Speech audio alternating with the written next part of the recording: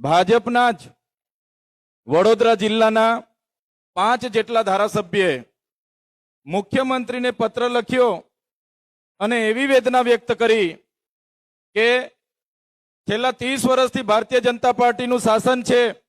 એક હત્તું શાસન તાલુકા જિલ્લા પંચાયતથી લઈને મહાનગરપાલિકાથી લઈને ગુજરાત સરકાર, દેશની સરકાર ભારતીય જનતા પાર્ટીની હોય અને શાસક પક્ષના ધારાસભ્ય તરીકે અમારી રજૂઆત અમારા કલેક્ટર નથી સાંભળતા, જિલ્લાના જિલ્લા વિકાસ અધિકારી નથી સાંભળતા, કમિશનર નથી સાંભળતા, એસપી નથી સાંભળતા.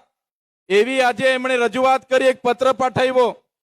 ત્યારે સાથીઓ વિચાર કરો, આ 30 વર્ષના એક હત્તું શાસનમાં ભારતીય જનતા પાર્ટીના પોતાના ધારાસભ્યને કોઈ સાંભળતું ના હોય, ભારતીય જનતા પાર્ટીના ધારાસભ્યનું કોઈ માનતું ના હોય, તો તમારા અને અમારા જેવા સામાન્ય નાગરિકોની તો શું દશા થતી હશે.